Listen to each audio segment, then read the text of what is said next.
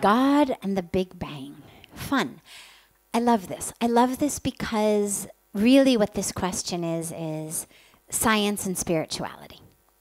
Who did what? And I love this on a personal level because I have a science background. I love science. I'm a scientist at heart.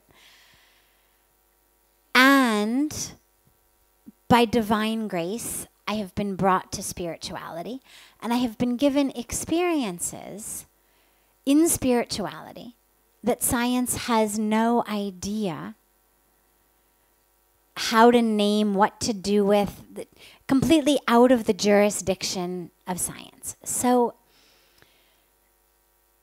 here's how I understand it.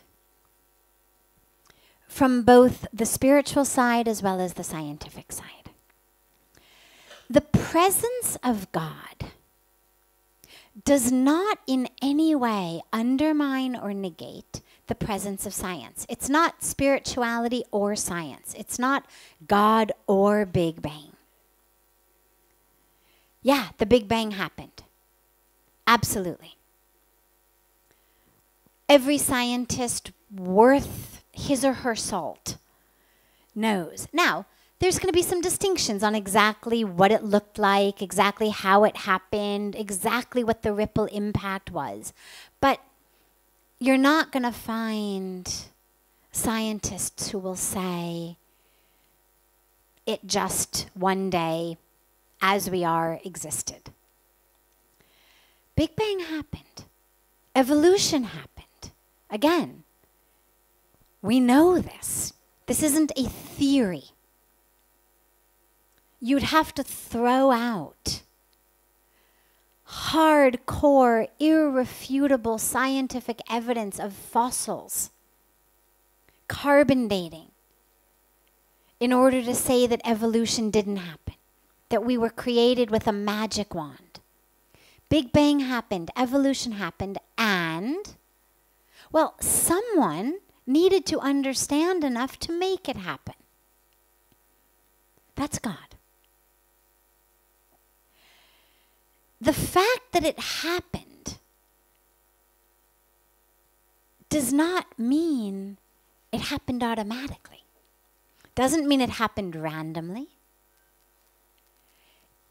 The plan is so perfect. Take any aspect of the plan.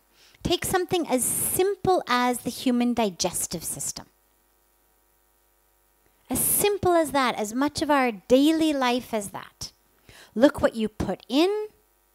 Look how the body uses it. None of us could figure that out. Doctors today can barely figure it out. You go in today with digestive issues, they're going to try this, try that, doing a sort of a shotgun approach. Give you this scan, give you that. Today, knowing everything, having the latest in technology. We're still not quite sure how it all actually works.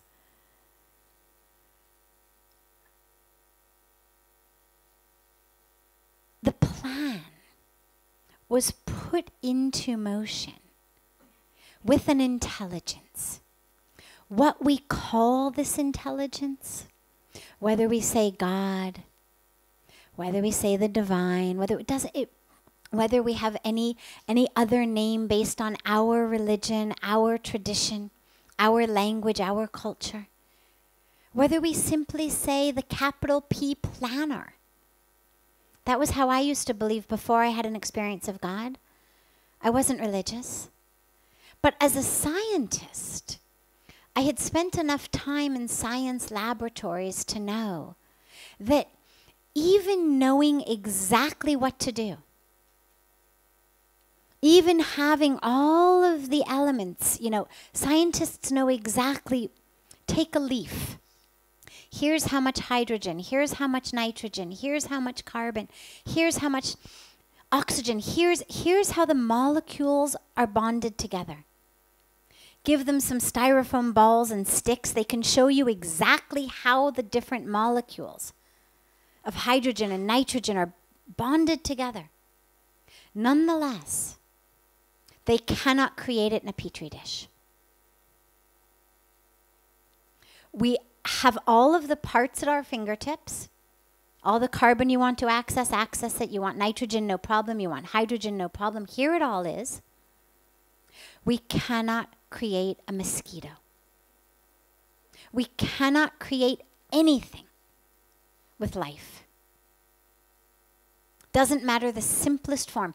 The very best that we've been able to do after God knows how many thousands or tens of thousands of years of science, and at least the last many hundreds of years of modern science.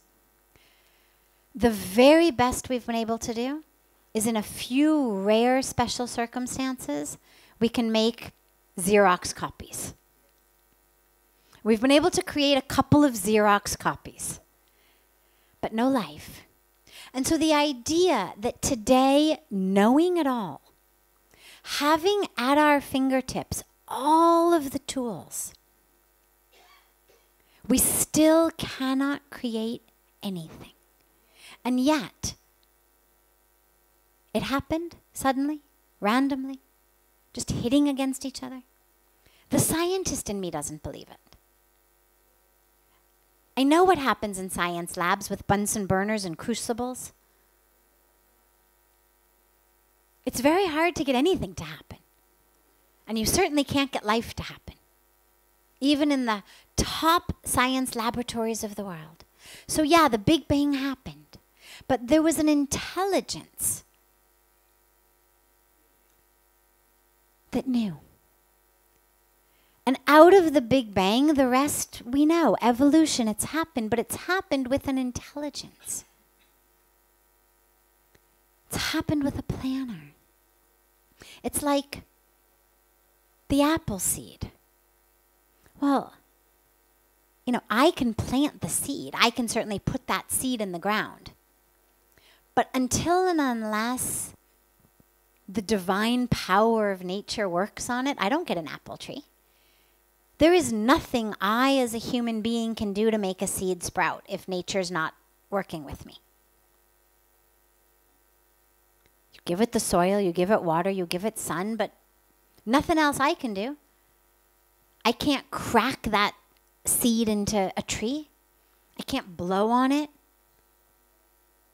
Nothing I can do to turn that seed into a tree if the divine intelligence isn't with it.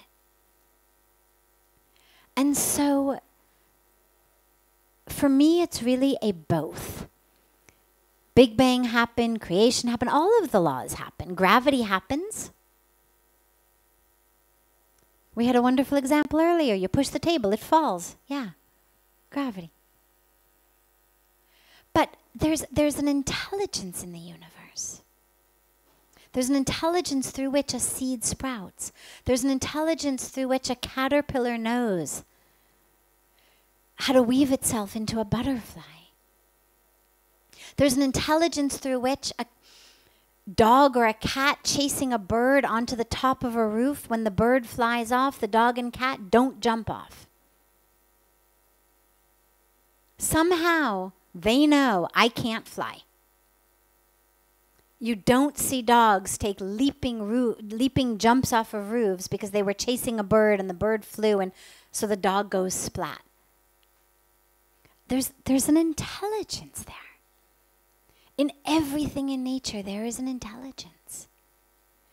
And so the question becomes, well, where did that intelligence come from? It's not in your carbon, it's not in your oxygen, it's not in your hydrogen. Where does that intelligence live? In what part of the seed does the intelligence lie? In what part of the caterpillar does the intelligence lie?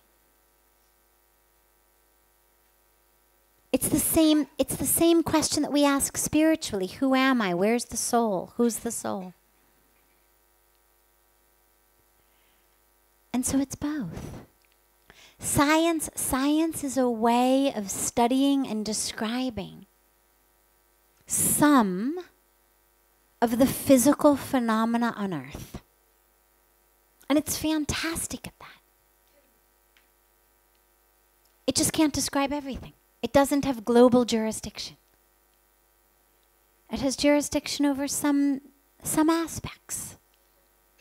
That which can be known through our five senses, that which can be weighed and measured and seen in telescopes and microscopes. But it doesn't have jurisdiction over that intelligence that runs through it. The spirit that runs through it, that which connects us.